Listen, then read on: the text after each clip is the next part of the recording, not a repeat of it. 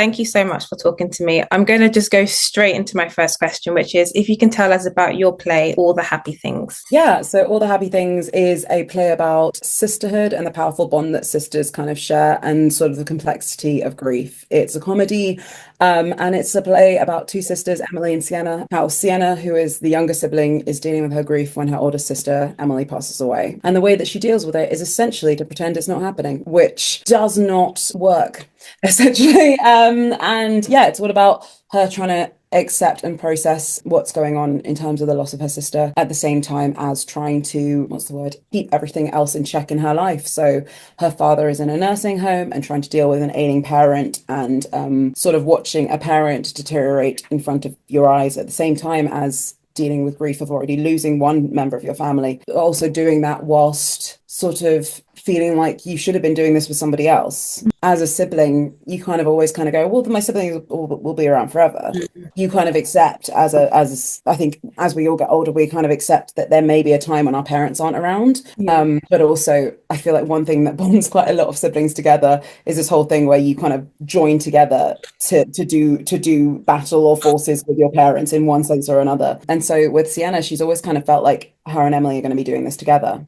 And Emily very unexpectedly passes away. And it's just her trying to balance all of these things and trying to spin all of these plates. And yeah, so that's essentially where we meet Sienna at the start of the story. It's going to be a hard-hitting play to watch. I've got an older sister, and she's my best friend. So the thought of not doing life with her, as you said, you never think about it, because I always think to myself, I'm going to be 99 with my sister. Yeah. And in fact, I refuse to think of it any other way. So it will be the same for Sienna. Sienna's the sister. And I think it's also that whole thing of losing your older sister as well. There is a thing, I am a younger sibling and my big sister I love very much, and it is one of those things where I kind of sit there and I go, well, yeah, but like there is this dynamic of an older sibling and a younger sibling and how you work in relation to each other. Losing your older sibling as well, I think also adds an element to it where you're like, I don't know how to, you're the one who knows what's going on, like most of the time. I'm just here for the ride.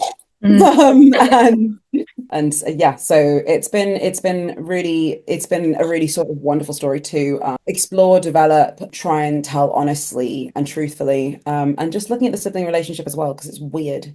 I feel like talk enough about the fact that the relationship between two siblings is really bizarre, because it is. Like, I feel like siblings, I know that this isn't true of every sibling relationship, obviously, but a lot of siblings I've spoken to have this kind of whole dynamic where it's like, if I make you cry, I win. But if someone else makes you cry, that is a problem. And I think, you can be arguing with each other like so horrible and mean to each other. And then the next thing you're like, well, now we have to, argue together against mum because mum's doing something that annoys both of us and we're the team now.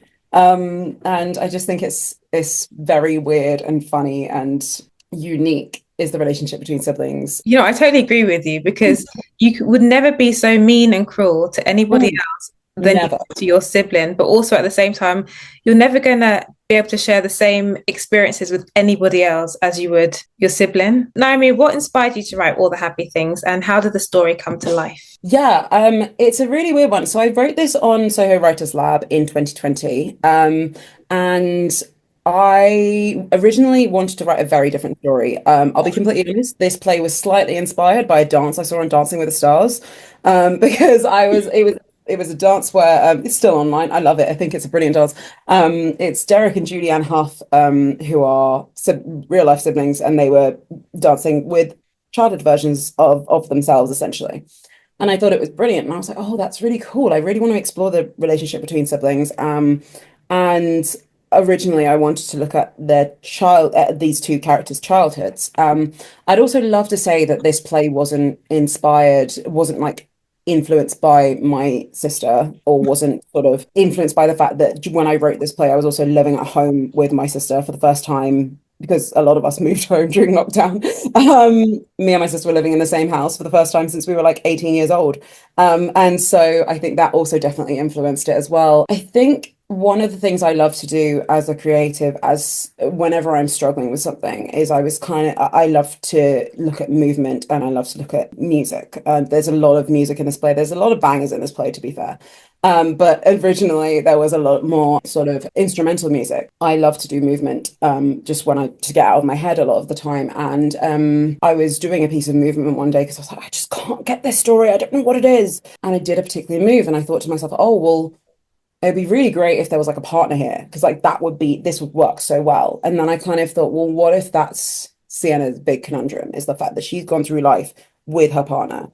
A lot of the time, with obviously not with everyone, but with a lot of siblings, it's like you guys are a team, and this is your friend, this is you are born, and this is your best friend. And she has gone through life with that partner, and all of a sudden that partner is gone, but she is still moving through life. And I thought that's what I want to look at. That's what I want to sort of explore. So this play has gone through so many iterations from the first draft on Writer's Lab. It's wild when I look back at that sort of version of the play as well, and how far it's come and how many different versions of this story there has been, but it's always been about siblings and about sisters and about this relationship between Emily and Sienna. So every sort of change in the story, every sort of development in the story has come from that. And it has definitely over the time deepened in terms of looking at mainly Sienna's experience and kind of going, cool, but what do you do when you have a sibling who's left behind? And how do you go through life? And you have a new reality. And so how do you marry that with the reality that you had? You haven't just lost your sibling or a member of your family, you've also lost part of your childhood, because that is who you grew up with. That is the only person who you can turn to and say, oh my God, do you remember when we were like 5 years old and did this? Because your parents won't remember it, because it's not something that really matters to them, or they don't see things through their eyes, through your eyes, but your sibling will remember because it's a really stupid thing. Or you have these in-jokes with your sibling. You've lost all of that language that you have with your sibling that no one else really understands, but they're like, okay, that's your sibling thing. I get it. And I think that that's sort of how the story has evolved over time, is kind of looking at not just the relationship of the two sisters and who they are as people, and who remembers them, and how Emily is remembered, but also looking at sort of what Sienna has lost in the process of losing her sister. So yeah, that's kind of how it's how it's evolved over time, how it's come to life, and being in the rehearsal room with Lucy and Dijon and LJ and all of our wonderful creative team has just been so joyous. I absolutely love the cast to the bottom of my heart, and it's been so wonderful just exploring these characters. And everyone always jokes about me, where I can't. Lucy regularly is like, yeah, she wrote the play, but she hasn't read it, because every time they will mention something, they will go deeper than I ever thought that a certain line went, and they'll be like, oh yeah, this, and then I'll be like, oh my God, that's so clever, like I didn't realize. And everyone was always like, Naomi, you wrote the play, how are you so surprised at this? And I'm like, I didn't think of it. And that's what's been so wonderful, bringing the story to life, is sort of seeing actors take your work and go, oh yeah, like I know that you wrote this part, but I've added this layer and this layer and this layer. That's the beauty of a story, is that you'll create a story. It's almost like the story is the skeleton, but people will start to put all the flesh and everything into it, and they have their own interpretation of what they think this means, what this character is really thinking. That's the one thing I love about stories, is you never quite know what each person will think of it. Everyone's going to interpret it a different way, and everyone's going to see things from a different sphere and make connections that you're like, oh my gosh, like this is amazing. I didn't realize, I didn't know. And then the cast will be like, you wrote this, and I'm like, yeah, wild. I didn't realize. Yeah. When people leave all the happy things, what's the one feeling or thought you hope stays with them? Ooh, I think I said it from the beginning, actually, is the one thing I want people to leave with is a feeling that they want to call their sibling.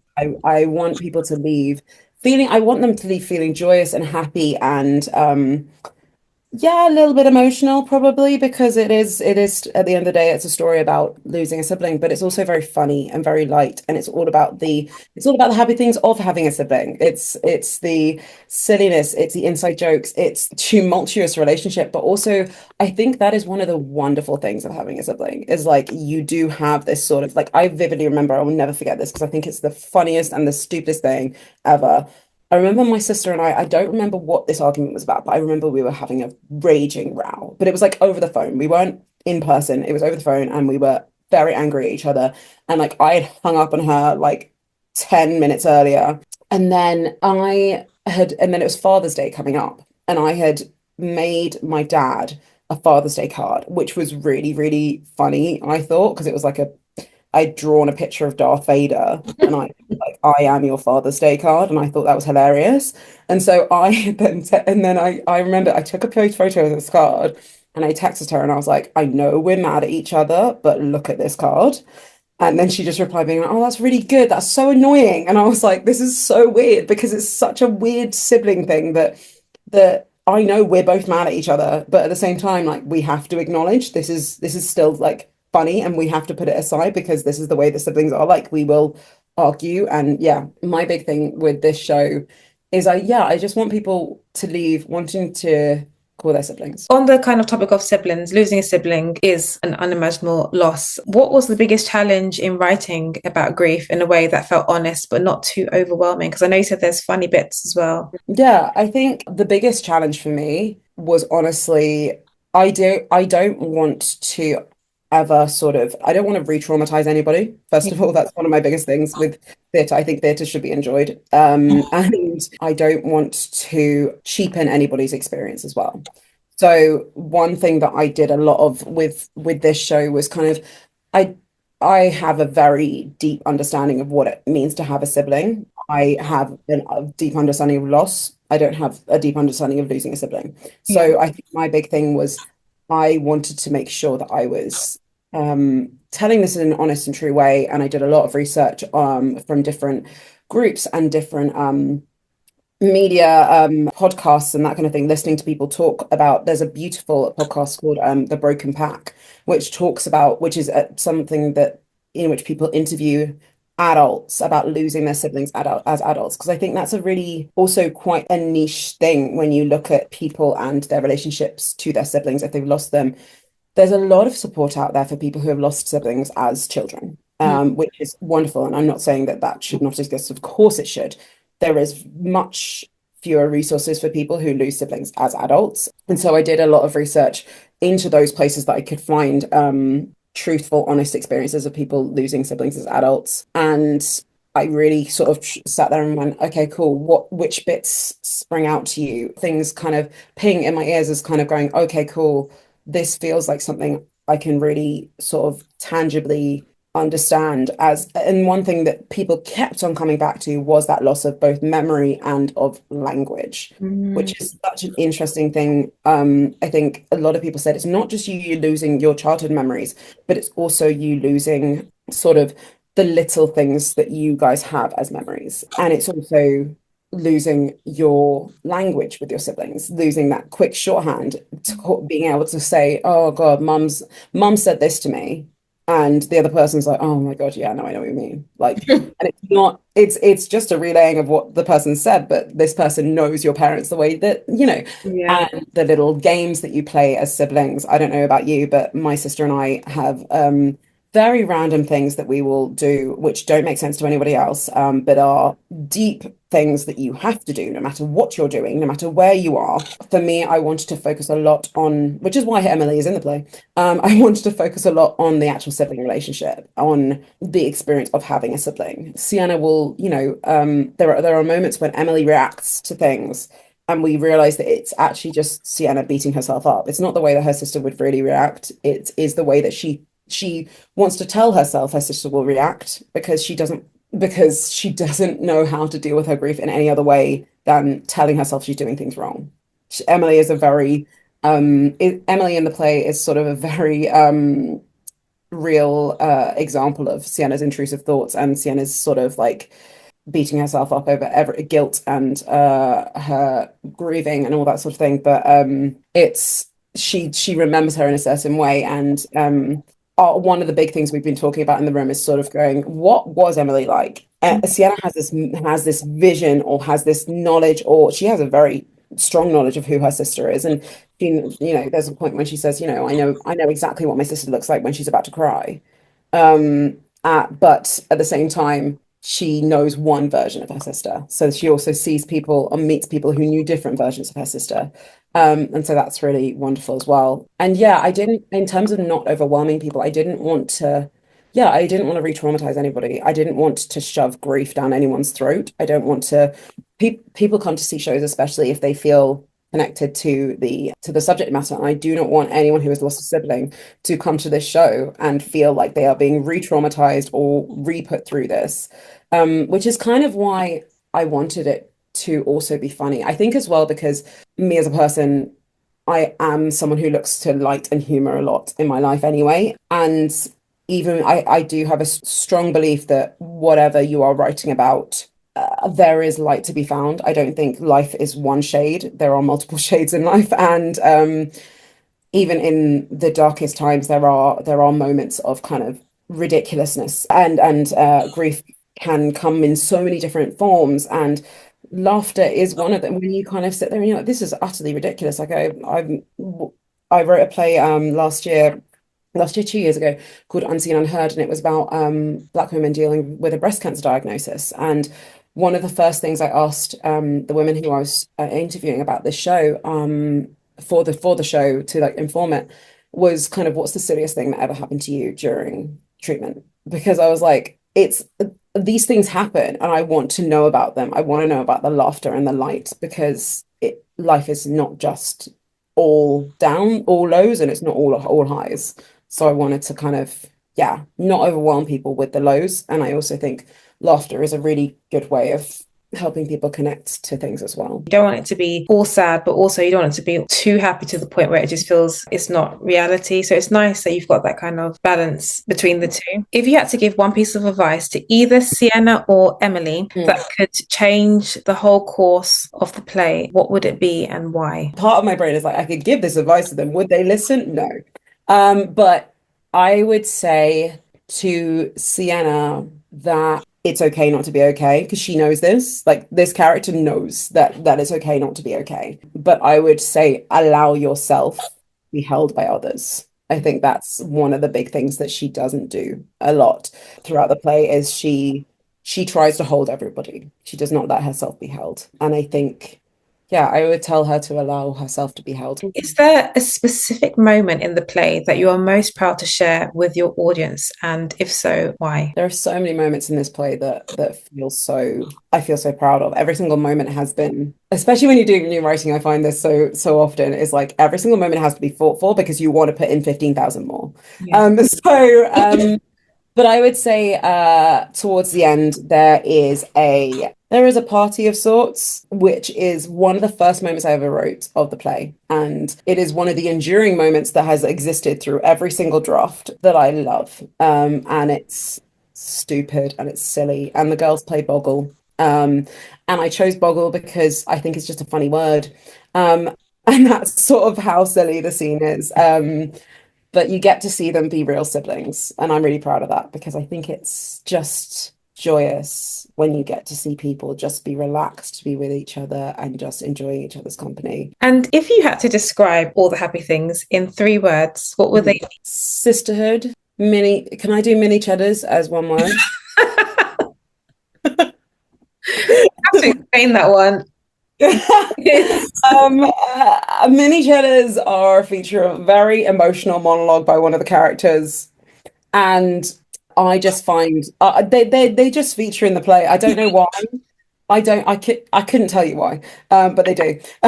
So sisterhood, mini cheddars, and love. Nice. So sisterhood, mini cheddars, love. I'm now going to go through my quick 5 questions with you. So it's basically just the first thing that comes to your head. First one for you is your favorite theatre space. It feels really cliche to say Soho Upstairs, but it genuinely is. Because when I worked there, I was like, this is my favorite space. I was like, I saw the best work there. I always wanted to be in that space. I always wanted this show in that space. So it's very full circle. But yes, it is actually Soho Upstairs. It feels really corny to say that, but it's true. Oh. I thought you might say it because you worked there, and it's like so much has happened for you in Soho that I think it totally makes sense to me. Yeah. Your favorite theatre show that you've watched, it could be one that's inspired you or your favorite one. All of these answers are going to be so weird, because not even weird, just like cliche, because my favorite show is Wicked. Like, I love Wicked. It was the first show I ever probably fell in love with. Me as like a little like 11-year-old went to see it for the first time and I was like, oh my God. Loved it. And I Lovely. really resonated with the character of Alphabet. And I went to go and see Wicked in the cinema, sorry, recently. Oh my God. And I was so worried because they sometimes make musicals into films and they're awful. And I went to go and see it and I sobbed at the end. And my partner was like, are you okay? And I was like, it was everything I needed to see. And I was like, I can't, like, yeah. So Wicked is my favorite show. Yeah. I've seen it so many times and I love it every single time. It's brilliant. I totally agree. I love Wicked. Dream guest, someone you would love to see your play. They can be dead or alive. Oh, my nan. Oh. His mom. My nan, yeah. She died when I was like 13. But me and my mum used to get really annoyed at her because my sister and I were like her favorite people. Well, not her favorite people, but you know, we were like we could do no wrong. And my mum used to get so annoyed because she'd be like, no, they do things wrong. And my nan, would be like, oh, they're just so well behaved. And my mum would be like, that's because you're letting them watch TV. But yeah, I think I'd love to see her reaction to this show. Your proudest career moment to date? I feel like I should say something cliche like one of my plays got featured in The Guardian. It was really exciting. And I was like, oh, this is really cool. But actually, I just keep on thinking about, I feel like a lot of this play is just linked to family because one of my proudest career moments is when my dad gave me a standing ovation. And I was like, it was a moment where I was like, oh wow, okay, that's different. You've never done that before. And also, he's a Caribbean parent. He didn't do praise that often, and he gave us a standing ovation for a previous show that I did, and I was like, and I'm happy now. I think I'm good. Like, yeah. So that probably, yeah. But it's nice, you know, when a parent, you can just see that a parent is proud of you. And sometimes that's all you need sometimes in life. It's just to feel though your parent has just said, well done, you've done really well here. And my last one for you is the person who's had the greatest impact on your career. It is my sister, like 100%. She knows nothing about the theatre world apart from the things I tell her. She is I love it so much because whenever I am feeling like down about the industry or something like that, like I had a whole thing about with this show whether I should be in this show, and I was like, I don't know whether I should, like, is it weird, like I've written it, like I'm not trying to like center myself or anything like that, I'm not trying to like be like up myself. My sister just went, yeah, well, Phoebe Waller-Bridge does it, so it's fine. And I went, okay. Yeah, okay. And she is so matter of fact about things. And we are so different. But I think she is very much probably the person who's like, she doesn't understand my world, but she will always bring a big group of people to come and see every single show I ever do. She is probably my biggest cheerleader. She is also the person who, if I'm having like a really, really bad day, I'm like, I just want to speak to her. And I think that's kind of what this show is about. It's kind of like sometimes you just want to speak to your sister. And my sister probably has had the biggest, even though we don't understand each other's worlds at all, she like works in fitness and is essentially an influencer. I sit there and I go, well, you don't understand my world, I don't understand your world, but I want to support you and you want to support me. And she's always the person who I'm like, okay, cool. Let me tell you about this I'm doing. Do you want to come and join? Yeah, okay, cool. Yeah. Yeah. So she always is very good at A, bringing me back down to earth, and B, lifting me up when I need it. So yeah. That's the beauty of having a sister. They're just, bottom line, they're amazing. Yeah. I would never tell her that, obviously. No, it's between you and me. Yeah, obviously. Thank you so much, Naomi, for talking to me about your play.